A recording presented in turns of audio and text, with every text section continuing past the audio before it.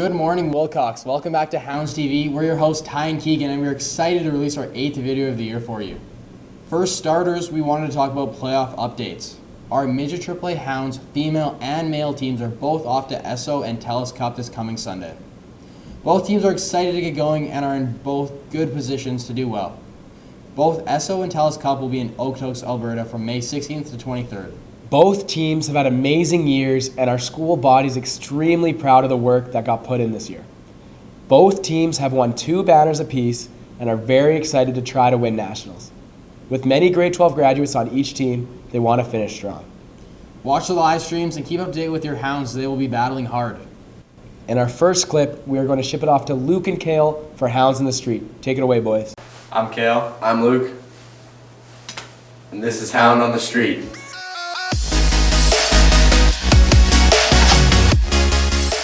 On this week of Hound on the Street, we are asking our students, If you could change one thing about the dress code, what would it be?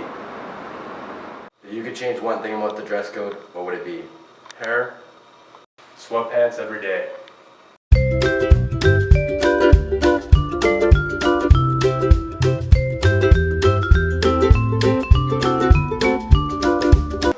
I wouldn't change a thing.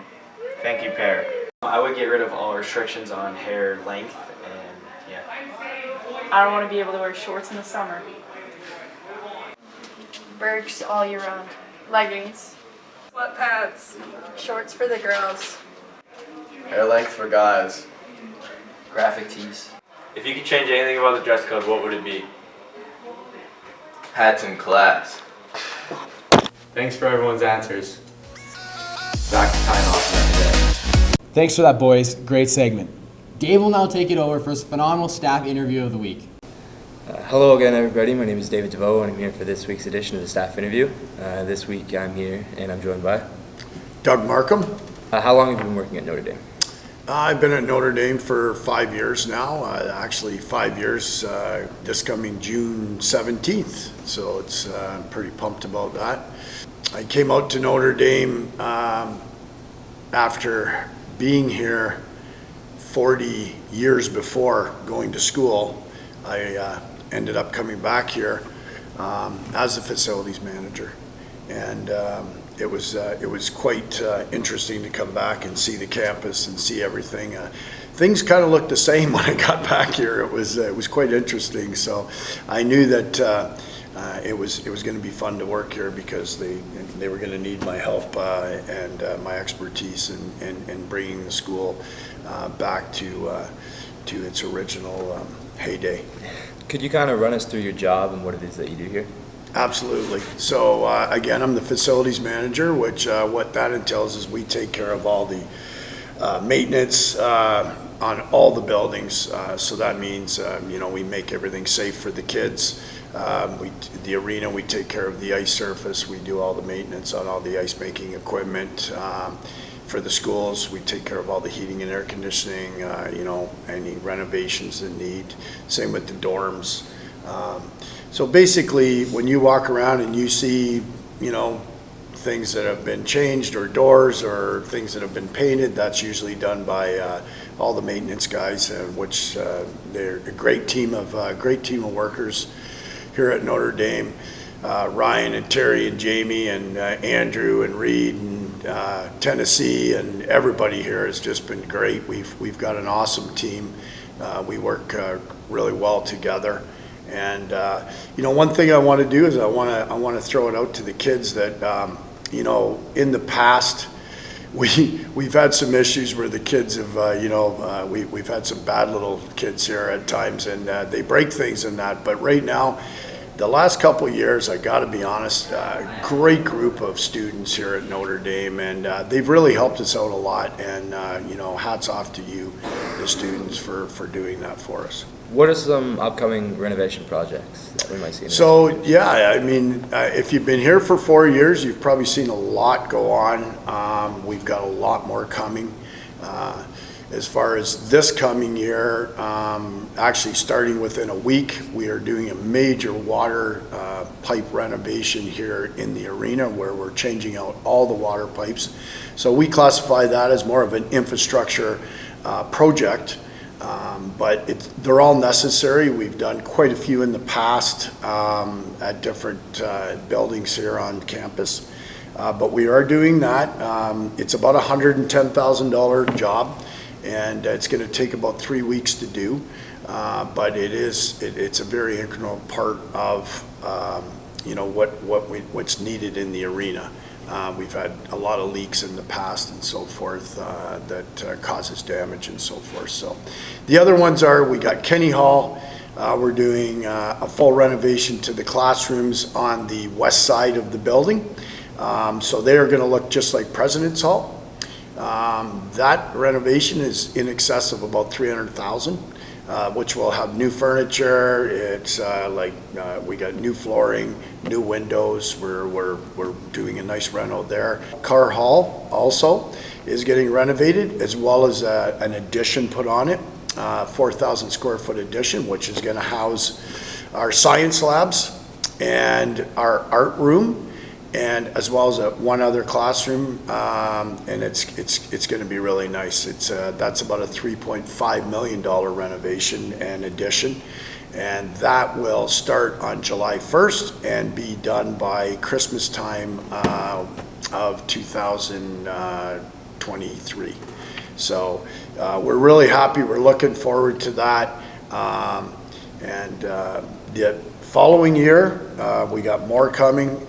We are actually redoing all the parking lots, repaving all the parking lots, putting in a storm sewer system to get rid of all the water so we don't have Lake McCusker going on anymore. There's lots going on, and we're pushing towards our new build. So I'm looking forward to it. It's going to be a fun next 3 to 4 years for sure. Can't wait. Yeah. Why would you recommend Notre Dame to future students? Well, I came to Notre Dame. I got dropped off here at 14 years old by my father. I'm from Hamilton, Ontario originally. And, I got to tell you, Notre Dame has made me who I am today. I always used to tell my buddies, you go in a boy, you come out a man, or you go in a girl and you come out a good young woman. So, I love being here. I think that, we've done so well in bringing along all our athletes and students and everything. It's been a real joy for me to work here the last 5 years. And I got to put a little punch in there for the girls hockey team. We're going to the SO, and we got to win 7 games, and that's what we're going to do. We're going to win 7 games. That's right. And the boys are going to do the same. There you go. Thank you for coming on. All right. Doug. Thanks a lot. Take care. Thanks for that, Dave. In other news, the grade 11 biology class took part in a class lab a couple weeks ago. Their assignment, dissecting a fetal pig. The class was split up into groups of 3 and were taught how to properly dissect and identify the organs present in a pig. Why? Well, there are 2 reasons why they used a pig.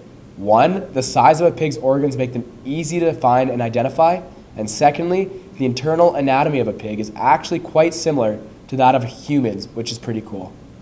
This lab seemed like a pretty good hands-on way to learn about the anatomy of a living thing, so keep up the good work, biology class. Now we are going to send it over to Aaron and Oliver with Christ with Krugs. Welcome back, Hounds, to episode 8 of Hounds TV. We're your favorite segment, Christ with Krugs. I'm Oliver. Today I'm here with Rob Kruger. So Rob, how's your day going? A little bit tired, getting over that bug that everybody's struggling with. Yeah, for sure. I had that on Saturday, just lasted 1 or 2 days. Now I'm good. So today we're going to start with the sign of the cross. What language you want to do today? Japanese. Okay, we'll do that one. Alright, today's prayer is going to be dedicated to the 2 teams going to nationals this upcoming week, our track meet that we have on Monday, and everyone who was sunburnt yesterday at track. Alright, start us off, Rob. Okay, repeat after me. Chichi. Chichi. Toko. Toko. Dosere. Dosere. Nomina. Nomina. Niyote. Niyote. Prayer here, I found this. It's a quick prayer about athletes' prayer. Let competition make them strong, but never hostile. Right on. Repeat after me. Chichi. Chichi. Toko. Toko. Tosere. Tosere. Nomina. Nomina. Niyote. Niyote. Perfect. So, Krugs, what's big on the church's calendar coming up? Well, we're still in the middle of the Easter season, like literally. 2 days ago was day 25 of 50 days. And then in a couple of weeks here, on May 26th, That's the big 4-0. That's 40 days after Easter. That's the Feast of the Ascension. What's the Ascension? That's when Jesus takes his glorified body, not the beat up body that was on the cross, but the glorified, healed body, takes it up to heaven in front of a crowd of people. That's really cool. Well, what's even cooler than that is he does that to show us that we get glorified bodies after we die. We get glorified bodies for eternity. That's good. Fantastic. That's it today, folks. See you next time, Hounds. Thanks for that awesome interview, Aaron and Oliver. Now we're off to our upcoming events of the week with Ivan. The roller hockey league starts on the next week. The deadline to submit the teams is on Tuesday, May 17th. And now to the baseball news. 16 team begins their 12-game season this Tuesday, May 12th. Softball is continuing as well on every Tuesday and Wednesday. Thanks for that, Ivan. Make sure to get out there and enjoy those activities. We're now going to turn it over to Keegan, who is back with Within Two Trees.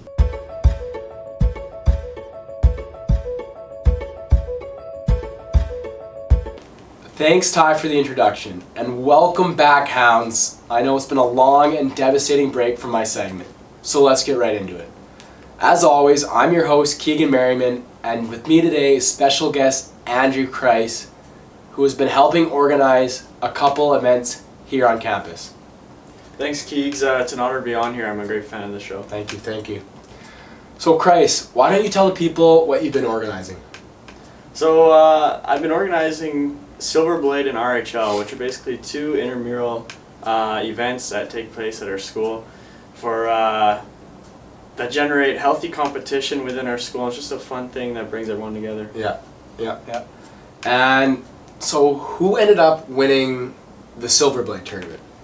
I'm glad you asked that, actually. It was a huge underdog story, as the lowest seed, Lights Out, actually had two big upsets against the two biggest favorites and took home the gold. Well, we love to see those type of stories. Yeah. And with Silver Blade completed, what's the other event you're focusing on campus? So now I've moved on to RHL, which is our roller hockey league, and basically it's a 4-on-4 tournament that takes place out on the pad just outside, where actually has no roster restrictions and anyone can play, and it's always a fun thing. So how can students go about maybe making their own team or signing up for a team? It's really simple, actually. Anyone can make their own team. They just have to message me on Teams or email their team name and their roster, and then they're all set. Seems pretty easy. And anything you would like to add about RHL or upcoming events? Just make sure you get involved with RHL. It's one of those things that sometimes you're not always sure about, but if you don't do it, you always regret it. It's a fun way to get out on the pad, enjoy the weather, and make memories with all your friends and classmates. Yeah, and like you said, the weather's getting nice, so it's good to be outside and have some fun. Well, thanks, Kreis, for coming on the show. I was your host, Keegan Merriman, and thanks for tuning in, guys.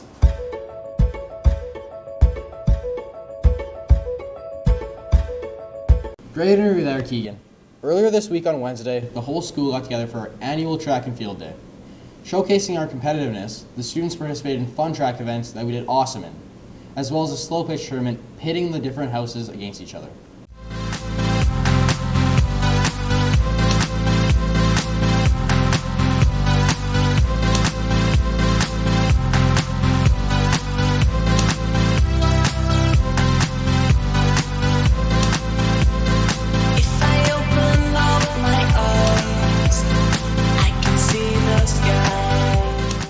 Thanks for the great sportsmanship demonstrated, as well as the competitiveness brought out on Wednesday.